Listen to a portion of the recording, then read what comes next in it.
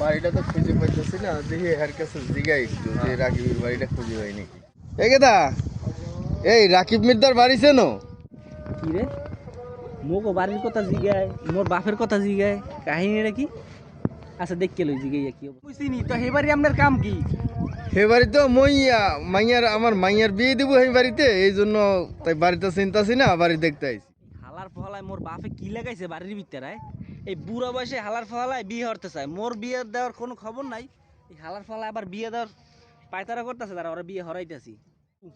আপনি যে এই রাকিব মির্দাগো বাড়ি যে মাইয়গো বিয়ে দেবেন, আপনি কি খবর কোনো জানেন? হ্যাঁ বাড়ির কি খবর?